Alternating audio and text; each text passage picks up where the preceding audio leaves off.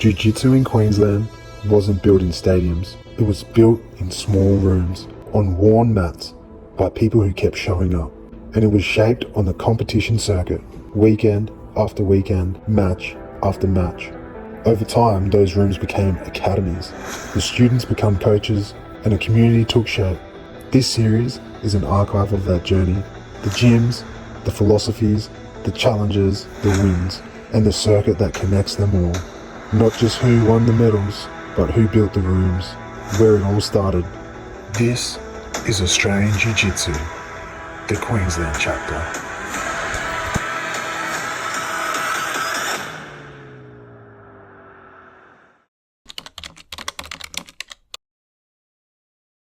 I started training in 2001 because I saw an MMA event. Well, it wasn't even called an MMA back then, it was called No Rules, which I thought this sounds pretty scary, so I thought I'd go and check it out.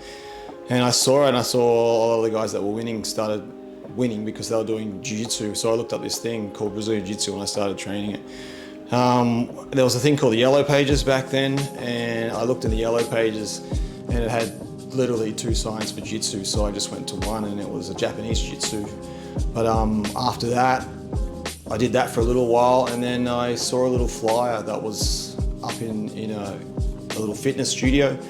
And once I saw the flyer that said, if you want to learn real Brazilian jiu-jitsu from a real Brazilian, be here Tuesday night. And I was like, well, that sounds like, for starters, it sounds like pretty threatening and pretty rough.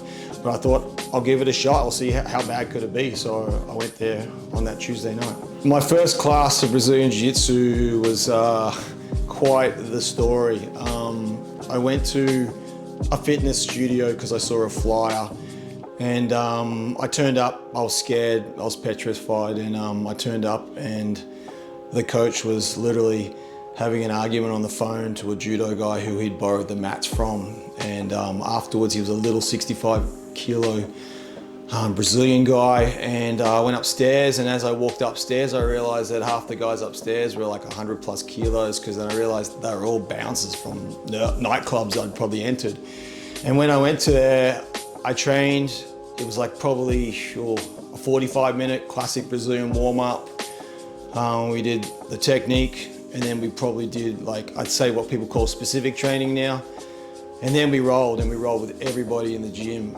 And I came home and I looked like a cat had fought with me in the street. And I said to my partner at the time, she said, "How was the class?" And I said, it was great. And she goes, and I said, but it was horrible at the same time. I said, like, wow. And she said, oh, well, at least you gave it a shot. And I said, no, I'm going back on Tuesday, I can't wait. And she thought I was crazy. But that was my first class, and after that, I basically pushed everything off the table that I did, no matter what interest I had. That was it. I pushed them aside. I pretty much haven't stopped training jiu-jitsu now. It's like my 25th year of doing it. That was 2001, and I haven't looked back since. One reason why I never stopped as well is because my coach at the time was a crazy Brazilian. And once he dropped me off from class one day, he found out where I lived. And once he found out where I lived, he would turn up in the driveway of the set of units I lived and honk his horn on his car until I came out, so I had to train. Once I had a torn bicep, and he said, just come to class and do the class with one arm. So I had to go to class and do the class with one arm. And then once, like, I said, hey, I can't sparring, and he made me do sparring with one arm. But he was just the Brazilian, the only Brazilian that was here. He was told when he landed in Australia, hey, take your gi, you'll be able to, like, make some money teaching jiu-jitsu. And I think that's just what he did. He just started advertising jiu-jitsu, just started teaching it. When I started, probably back in 2001, there was people that were doing jiu-jitsu a long time before me as well, but there was only basically Australians doing jiu-jitsu, and we were just learning from whatever source we had. The highest belt in the state at the time was a purple belt, and they were looked upon as gods. And like, there was no Brazilians here, there was no one, just Aussie guys who had learned from the sources. And when we started learning, it was just what we were told to learn. So a lot of people would say that, like, what's the difference between training and learning jiu-jitsu from that early days in Australia as opposed to learning and training those days, in the early days, I guess in Brazil, is that, well, for one, we didn't know what the difference was. So we just trained as hard as we trained. When we trained in the early days, it was kind of very tribal, and for lack of a better term, we just beat the living hell out of each other. And it was kind of like, if you were tough, you survived. If you didn't, you just kind of left. Not really good for retention rates, but that's just what it was. In Brazil, I learned about training, what it was like in Brazil when I had a Brazilian coach. And once I had a Brazilian coach, I realized, oh my God, is this what it's really like in Brazil? And they teach the Brazilian way, which I totally understand. And it was, I guess back in those days, I'm talking 25 years ago, it was very much, yes, that's probably the best way to train. But I guess the older the sport has gotten and the art has gotten, and the more people that are doing it now, the more people have to understand, if you're a coach or you run an academy now, is that people have lives and they can't just train as hard like that every day. So you have to accommodate to the everyday person that's walking into the gym now and training. So that old Brazilian way of training just doesn't cut it in Australia anymore. And I think in the early days, and I say this very respectfully, is that a lot of Brazilians who came here to teach had a really hard time understanding from the Australian guys that ain't gonna fly here for so long. Maybe in the short term, but in a long-term base, majority of Australians just were not gonna train that way because they were just average guys. They had jobs, they had families, they had beautiful lives, and they didn't really need to train that way. They were doing it more for a sport than anything, and I guess in Brazil, it was definitely a fighting art and also a way of, I guess, escaping maybe a bad situation or an economical way of living that they had back then. So I'd say the Australian way definitely evolved over the way, and it definitely had an effect with the Brazilians. But I'd say the best part about that is that they both melded together so that the Australians and the Brazilians kind of bent with each other, and they both learned how to basically create it so it was good for everybody.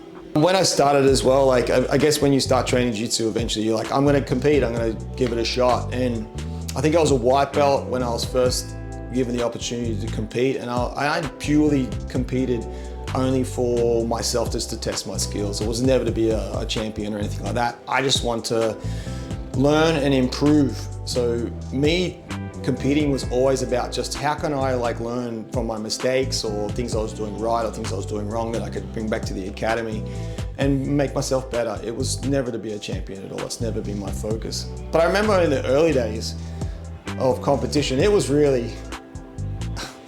like this. There was probably 3, maybe 4 competitions a year.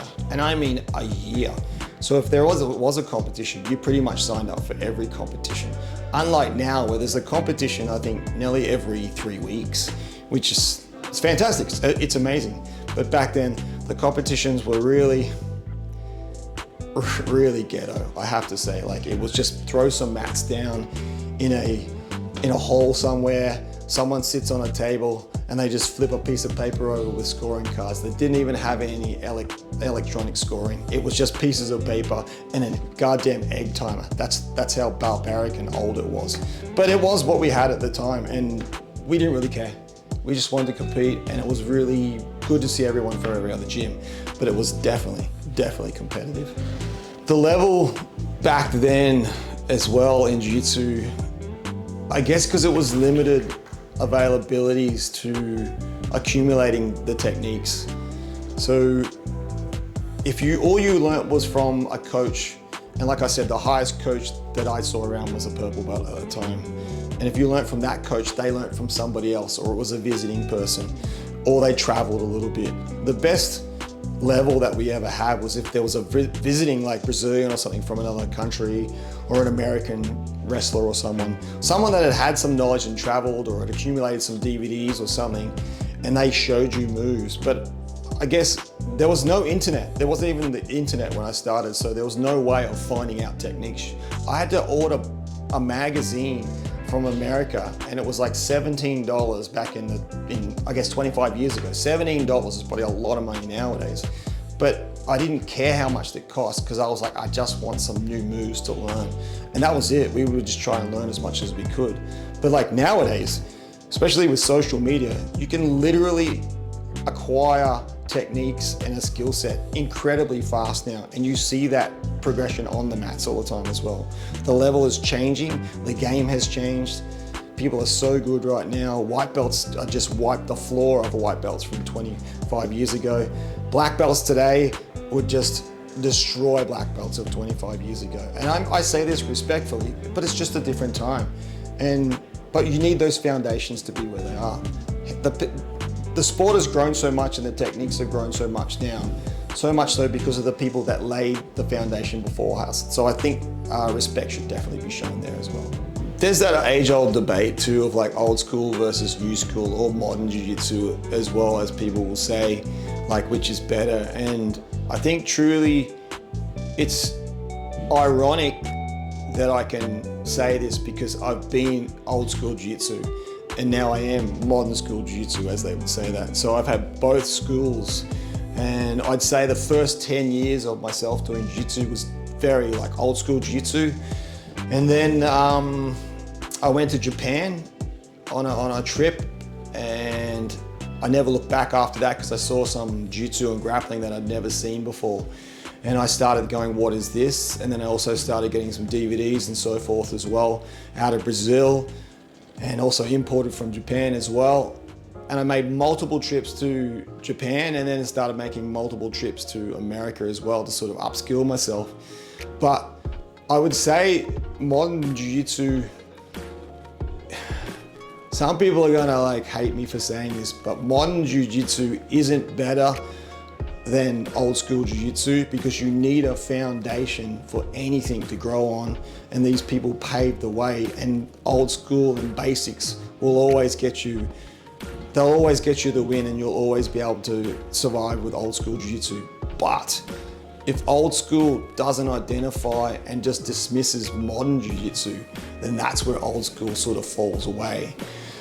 So I discovered modern jiu-jitsu through like the Mendez brothers, and I was just fortunate one day to just have a friend who knew them personally, and I knew they were in the country, and I just reached out and said, hey, would you like to come to my gym? I'll pay you some money, whatever the hell it is. And I mean, within a week we were friends, and we've been friends ever since. And they were my professors, and I learned so much from them in the modern jiu-jitsu game, and it just changed my outlook on a lot of jiu-jitsu.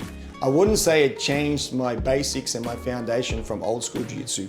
It just added more tools to that sort of toolbox, and it just gave me a game that I was like, oh, I really understand how this can work against that sort of style of game.